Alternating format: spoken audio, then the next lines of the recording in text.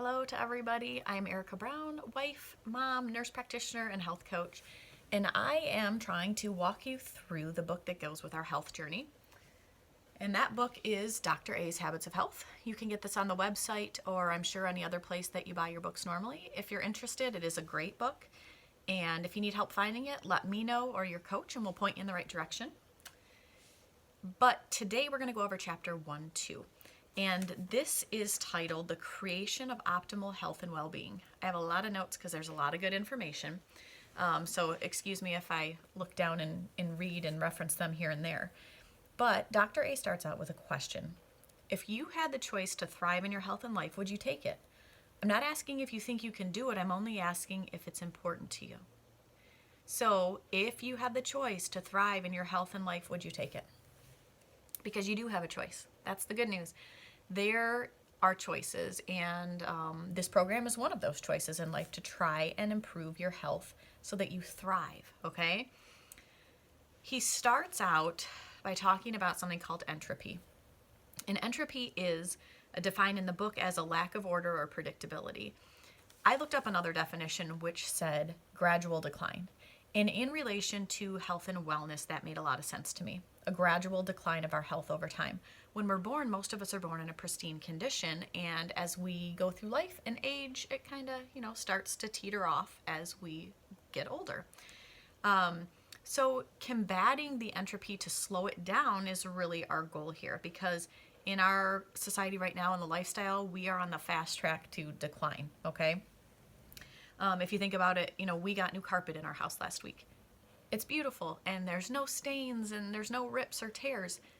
And I want to keep it that way as long as possible because I invested in it. It's valuable to me, right?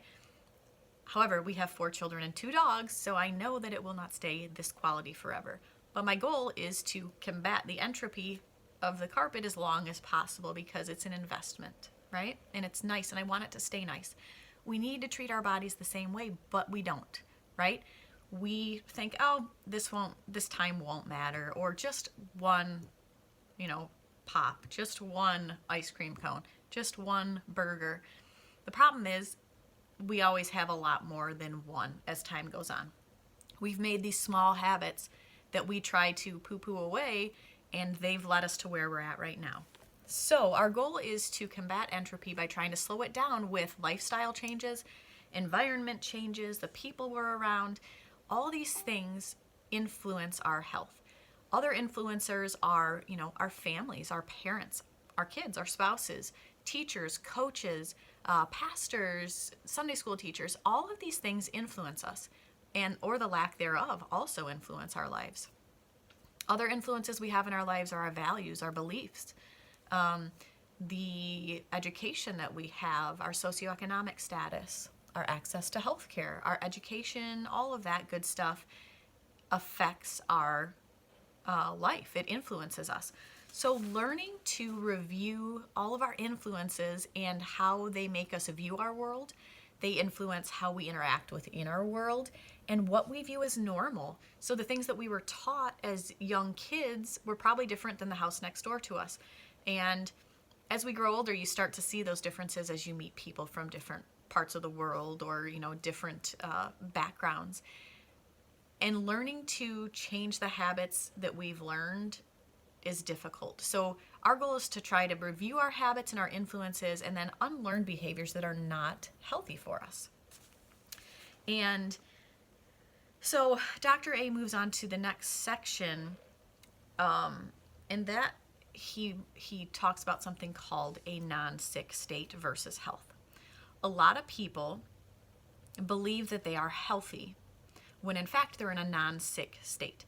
So everyone who's having issues with weight loss, which is pretty much everybody on our program, that's why we're here, if you're 50, 75, 100 pounds overweight and you go to the doctor and you get lab work and they're like, hey, everything looks really good, you don't need any pills, you don't need any surgeries, everything looks good.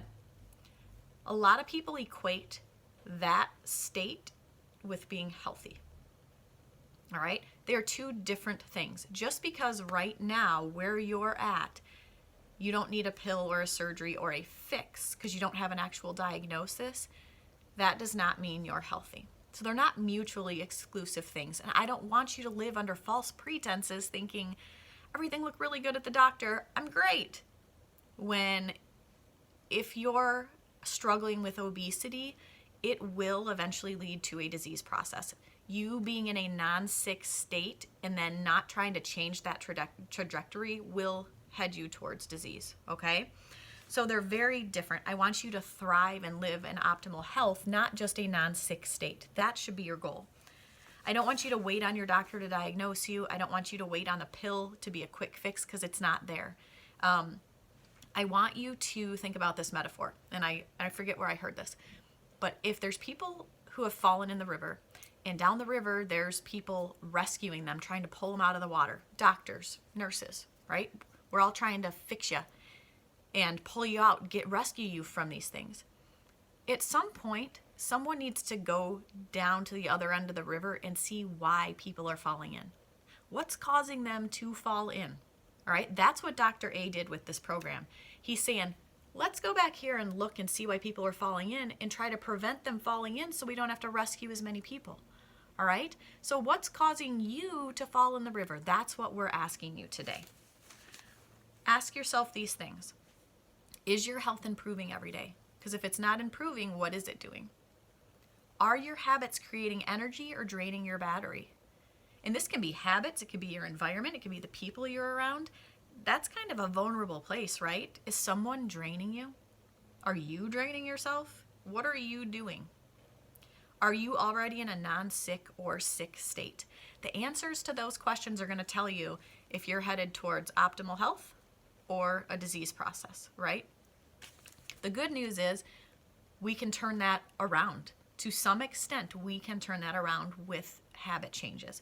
And the areas that we need to review are healthy weight management, not just weight loss, but maintaining that weight, learning new habits, healthy eating and hydration. What are you feeding yourself? Junk in, junk out, guys. If you give yourself good fuel, you're going to feel better. You're going to get a better performance out of your body. Your healthy motion. We know that constant activity throughout the day is a lot better for you than a burst of energy in the morning and then a sedentary lifestyle the rest of the day. So we're going to deep dive into these areas. Sleep patterns and energy management. You guys, sleep is not optional. I don't care if you say, oh, I only need 5 hours of sleep a night and I'm awake. That doesn't mean it's healthy. It means you're used to it, but that doesn't mean that it's healthy for your body. Our bodies heal themselves and we grow while we sleep. Actually, that's why kids sleep so much. So when we're sleeping, our minds are healing themselves, sorting things out, resetting. You need sleep. Another area of habit that we need to look at is a healthy mind. That's a vulnerable one, right? A lot of us have an unhealthy relationship with food. We have to look at the patterns and the habits and the triggers and learn to find healthy coping mechanisms, learn how to build resilience against those temptations. We have to be self-aware, all right? That takes work to become self-aware. We also have to look at our surroundings. Is our environment healthy for us? Are the people we're around healthy for us? We're probably going to be learning to set boundaries and address people who we love and how our relationship with them is positively or negatively affecting our life, all right? That's not going to be the most fun thing you ever do, but it's definitely something you need to think about. So these 6 areas all work together, and you're going to be better at some of them than others. And so we're going to look at each one and see where you can improve. So all of them need to be considered. And remember, the occasional bad choice isn't the issue here. This is about patterns and consistent choices that are detrimental. Dr. A uses a metaphor in the book about, 1 cheeseburger isn't going to give you a heart attack. But 3 cheeseburgers a week for 10 or 15 years definitely will add up and work against your health, okay? And on the flip side of that, the occasional salad or vegetable or walk outside is also not going to make you healthy. So it's about consistency and balance, you guys. And remember that your health is precious. It's valuable. I know when you buy a car and try to keep it clean, or new carpet in your house and try to keep it pristine, you do that because it's valuable to you. And I want you to start valuing your body, your life that way, because it is precious. Your health is the most precious thing that you have, okay? And that blesses your family, your friends, everybody. if you're healthy and can live your optimal life. So there's no quick fixes. There is, no quick and easy pill. You will see good results quickly, but you have to learn to maintain them. So what we need to do is have you review with your coach where you are now, find out where you want to be, and then figure out what the obstacles are that are holding you back. Is it you? Sometimes we're our biggest obstacle. Is it someone you're around? Is it a trauma that happened to you in the past that you deal with emotionally?